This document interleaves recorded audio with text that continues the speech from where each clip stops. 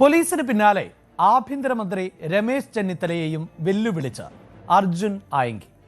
വിരട്ടരുത് എന്നും വളർന്ന പാർട്ടി വേറെയാണ് എന്നുമാണ് രമേശ് ചെന്നിത്തലയ്ക്കുള്ള മറുപടി. ഒളിവിൽ ഉള്ള എന്നെ പിടിക്കാൻ പറ്റുമെങ്കിൽ പിടിക്കൂ എന്ന് പോലീസിനെയും വെല്ലുവിളിക്കുകയാണ് അർജുൻ ആയങ്കി. നേരത്തെ കോതമംഗലം CIക്ക് എതിരെ ഭീഷണി മുഴക്കിയ ആയങ്കി ഈ കേസ് അന്വേഷിക്കുന്ന ഊന്നുകൽ ഇൻസ്പെക്ടറെയും കഴിഞ്ഞ ദിവസം വെല്ലുവിളിച്ചിരുന്നു. ഗുണ്ടകളെ പൂട്ടാൻ ശക്തമായ നടപടികളുമായി പോലീസ് മുന്നോട്ടു പോകവേ ആണ് ആഭ്യന്തരമന്ത്രി രമേശ് ചെന്നിത്തലയെ ഇത്തരത്തിൽ വെല്ലുവിളിച്ചുകൊണ്ടിരിക്കുന്നത് എന്നതാണ് എടുത്തു പറയേണ്ടത്. ആജ്ഞ രവീന്ദ്രൻ ആണ് ഈ വാർത്തയുടെ വിശദാംശങ്ങളുമായി ചേരുന്നത്. ആജ്ഞ, നേരത്തെ തന്നെ വാർത്തകളിൽ നിറഞ്ഞിട്ടുള്ള ആൾ ആണ് ഈ അർജുൻ ആയങ്കി എന്നത്. ഇപ്പോഴിതാ പോലീസിന് പുറമെ ഒരു മന്ത്രിസഭയെ തന്നെ എന്ന് പറയാം, ആഭ്യന്തരമന്ത്രി അടക്കം വെല്ലുവിളിക്കുന്ന ഒരു ഭരണ സംവിധാനത്തെ വെല്ലുവിളിക്കുന്ന സാഹചര്യത്തിലേക്ക് എത്തുന്നു. എന്താണ് വിവരങ്ങൾ?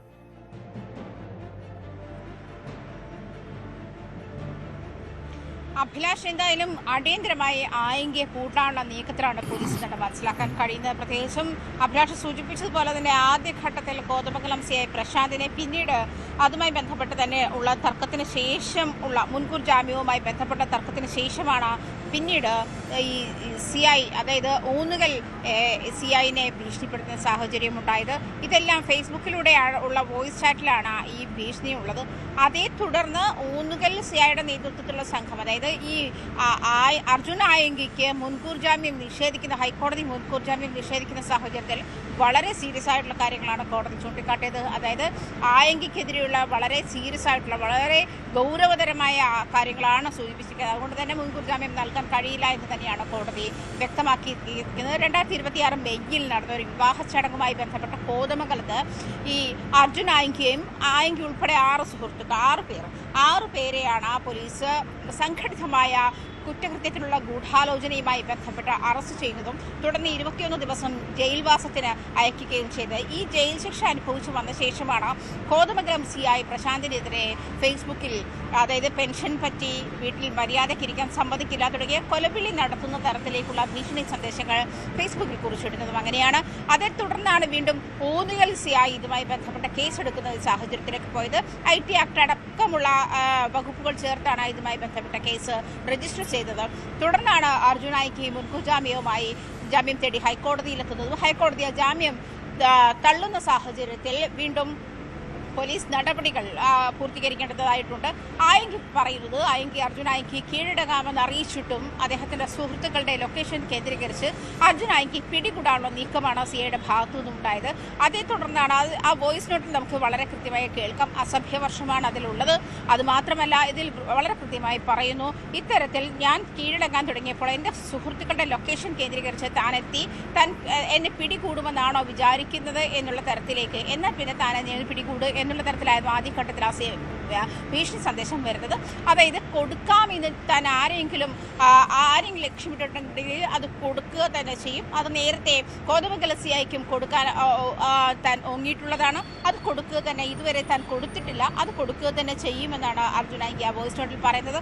അതുമാത്രമല്ല, ഈ ഊന്നുകൽ CIക്കെതിരെയും ഭീഷണിയും അതുപോലെ അസഭ്യവർഷവുമാണ്. അതിന് താഴെ, അതായത് ഈ ഫേസ്ബുക്ക് പോസ്റ്റിന് താഴെയായിട്ട് തുടർന്ന് ഫേസ്ബുക്ക് പോസ്റ്റ് ആഭ്യന്തര മന്ത്രാലയത്തിനെതിരെ എടുത്തു. ആഭ്യന്തരമന്ത്രിയെ വെല്ലുവിളിച്ചുകൊണ്ടാണ്, അതായത് തനിക്കും തന്റെ സുഹൃത്തുക്കൾക്കുമെതിരെ കെട്ടിച്ചമച്ച കേസ്, ആ കേസ് ഏത് സാഹചര്യത്തിലാണ് അത് കെട്ടിച്ചമച്ചത്, പോലീസിന് ആളാകാൻ വേണ്ടിയിട്ടാണ് ഇത്തരത്തിലുള്ള കേസ് കെട്ടിച്ചമച്ചത്, അതുകൊണ്ട് അത് ആഭ്യന്തര മന്ത്രാലയത്തിന് അന്വേഷിക്കാൻ കഴിയുമോ, അന്വേഷിക്കാൻ താൻ വെല്ലുവിളിക്കുന്നു ആഭ്യന്തരമന്ത്രിയെ എന്ന് പറഞ്ഞിട്ടാണ് പുതിയ ഫേസ്ബുക്ക് പോസ്റ്റ് വരുന്നത്. ആ ഫേസ്ബുക്ക് പോസ്റ്റിന് താഴെയായിട്ടാണ് ഇതിന് താഴെ, അതായത് അതൊരു അശ്ലീല കമന്റ് കൂടിയാണ്, മറ്റുള്ളവർ, അതായത് UDF അണികളെ തെറി വിളിച്ചുകൊണ്ടാണ് ഇതിന് പിന്നിൽ വരുന്ന, ഇതിന് താഴെ വരുന്ന UDF ആളുകൾ അല്ലെങ്കിൽ UDF പ്രതിനിധികൾ, കമന്റുമായി വരുന്ന UDF പ്രതിനിധികൾ ഈ ആഭ്യന്തരമന്ത്രിയോട് പറയൂ വെല്ലുവിളി ഏറ്റെടുക്കാൻ തുടങ്ങിയ സാഹചര്യങ്ങളൊക്കെ, തുടങ്ങിയ തരത്തിലുള്ള കമന്റുകളൊക്കെ മുന്നോട്ട് വെച്ചിട്ടാണ് ഈ കമന്റ് മുന്നോട്ട് പോകുന്നതും ഈ പ്രതിഷേധവും ഇത്തരത്തിലുള്ള വെല്ലുവിളിയും ഒക്കെ മുന്നോട്ട് പോകുന്നതും. അതിനെതിരെ, അതായത് ഒരു ഗുണ്ടാ സംഘ തലവൻ എന്നുള്ള നിലയിൽ, അല്ലെങ്കിൽ ഗുണ്ടാ പശ്ചാത്തലമുള്ള ആൾ എന്നുള്ള നിലയിൽ, ക്രിമിനൽ പശ്ചാത്തലമുള്ള ആൾ എന്നുള്ള നിലയിൽ അഭിലാഷ് സൂചിപ്പിച്ചതുപോലെ അർജുൻ ആയങ്കി എന്ന് പറയുന്ന ആൾ നേരത്തെ തന്നെ കേരളത്തിന്റെ ക്രൈം പട്ടികയിൽ ഇടം പിടിച്ചിട്ടുള്ള ആൾ തന്നെയാണ്. അത്തരത്തിലുള്ള പശ്ചാത്തലവും പശ്ചാത്തലവുമാണ്, അദ്ദേഹത്തിന്റെ രാഷ്ട്രീയ പശ്ചാത്തലവും നമുക്ക് വ്യക്തമായിട്ട് അറിയാം. ഏത് സാഹചര്യത്തിലാണ് അതാണല്ലോ ആജ്ഞ. അതായത് ആഭ്യന്തരമന്ത്രിയെ വെല്ലുവിളിക്കുമ്പോൾ പറഞ്ഞ് അവസാനിപ്പിക്കുന്നത് അങ്ങനെ തന്നെയാണ്, വിരട്ടാൻ വരരുത്, വളർന്ന പാർട്ടി വേറെയാണ് എന്ന്. പൊട്ടക്കിണറ്റിലെ തവളകളെ പോലെ ഇങ്ങനെ പാർട്ടിയിൽപ്പെട്ടാൽ എന്തോ വലിയ കാര്യമെന്നൊക്കെ അവർക്ക് തോന്നുന്നുണ്ടാകാം. പക്ഷേ പൊതുസമൂഹത്തിനും മറ്റുള്ളവർക്ക് ഇതൊന്നും ബാധകമേ അല്ല എന്നതാണല്ലോ വസ്തുത. അപ്പോൾ ഒരു പാർട്ടിയുടെ പേരങ്ങ് പറഞ്ഞു കഴിഞ്ഞാൽ പിന്നീട് സംരക്ഷണം ലഭിച്ചു കഴിഞ്ഞു എന്ന തോന്നൽ, അത്തരത്തിലൊക്കെ പാർട്ടിയെ കൂടി ചേർത്ത് പിടിച്ചുകൊണ്ട്, അതും ഈ കാലഘട്ടത്തിൽ നമുക്കറിയാം ഈ CJP പോലൊരു രാഷ്ട്രീയ പാർട്ടിക്ക് പോലും എങ്ങനെയാണ് വലിയ സ്വീകാര്യത ലഭിക്കുന്നത് എന്ന്. അവിടെയാണ് ഈ കയ്യൂക്കും അല്ലെങ്കിൽ ആരെ വേണമെങ്കിലും ഞങ്ങൾ കൈകാര്യം ചെയ്യും എന്ന നിലയിലൊക്കെയുള്ള സന്ദേശവുമായി ഈ കാലഘട്ടത്തിലും വെല്ലുവിളി ഉയർത്തുന്നത്.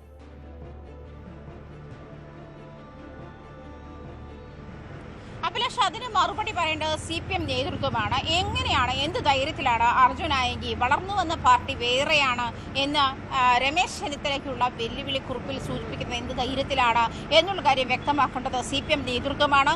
അതുമാത്രമല്ല, ഏത് പശ്ചാത്തലത്തിലാണ് അർജുൻ ആയങ്കിയെ CPMന്റെ രാഷ്ട്രീയ കാര്യങ്ങൾക്ക് വേണ്ടിയിട്ട് അല്ലെങ്കിൽ രാഷ്ട്രീയ ഉപയോഗത്തിന് വേണ്ടിയിട്ട് അർജുൻ ആയങ്കിയെ ഉപയോഗപ്പെടുത്തിയ തുടങ്ങിയ കാര്യങ്ങളൊക്കെ ഇപ്പോൾ ചർച്ചയാവേണ്ടുന്ന സാഹചര്യമുണ്ട്. അത്തരം കാര്യങ്ങളും ആരോപണങ്ങളും നമുക്കറിയാം. അത്തരം ആരോപണങ്ങൾ മുന്നിൽ വന്നിട്ടുണ്ട്. നമ്മുടെ മുന്നിൽ അത്തരം നിരവധി പ്രശ്നങ്ങൾ നമുക്ക് തന്നെ നിരത്താനുണ്ട്. എന്നിരുന്നാലും അവിടെ നമുക്കറിയാമല്ലോ, ഈ സ്വർണ്ണക്കടത്ത്, സ്വർണം പൊട്ടിക്കൽ, കൊട്ടേഷൻ, ഇത്തരം വിഷയങ്ങളൊക്കെ വന്നപ്പോൾ CPM പറയുന്നത് പാർട്ടിക്ക് അതിൽ ഉത്തരവാദിത്വമൊന്നുമില്ല, പാർട്ടിയുമായി ഇപ്പോൾ ബന്ധമൊന്നുമില്ല എന്നുള്ളതാണ്.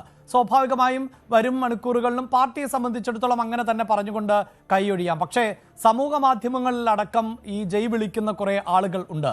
അവരൊക്കെ ഈ സോഷ്യൽ മീഡിയയിലെ വിപ്ലവകാരികൾ എന്നതിനപ്പുറത്ത് നിയമവ്യവസ്ഥയ്ക്ക് മുകളിലൊന്നുമല്ല ഒരു പൊളിറ്റിക്കൽ പാർട്ടിയും ഒരു വ്യക്തിയും.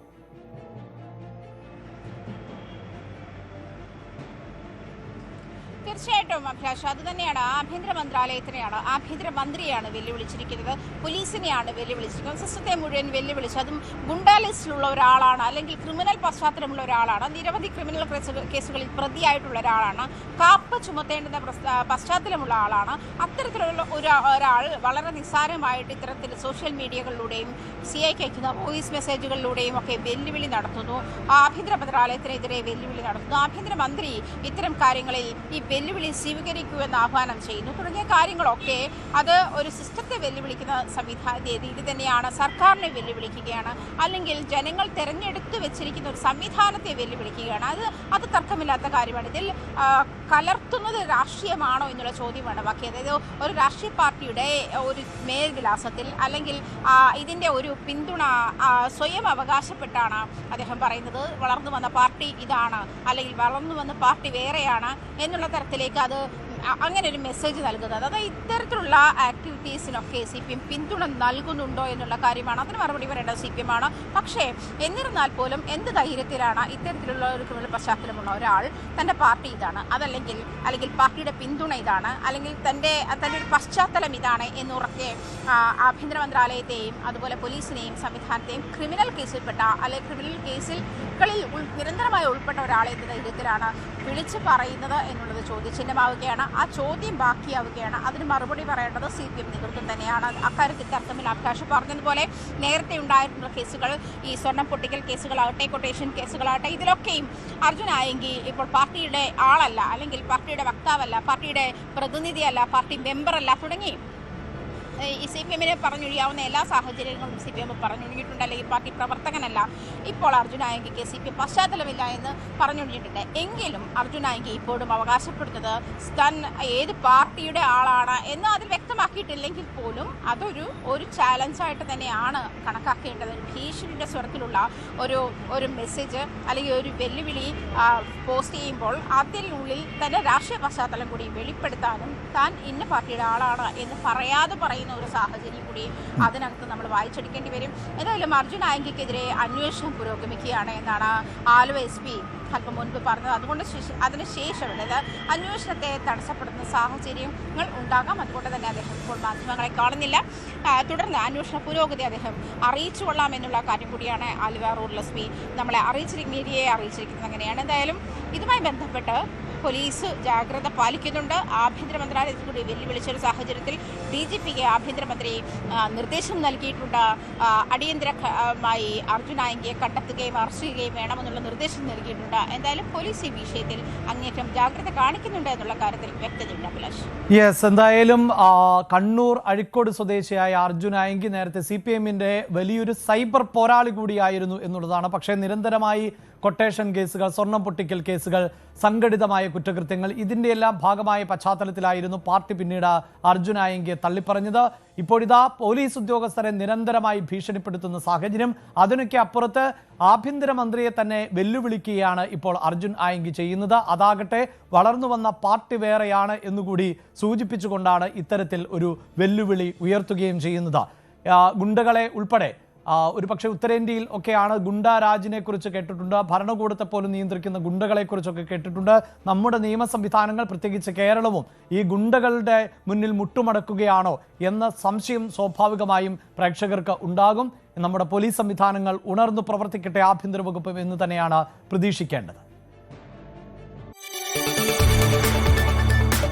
കൂടുതൽ വാർത്തകൾക്ക് News 18 Keralam YouTube channel subscribe ചെയ്യുക.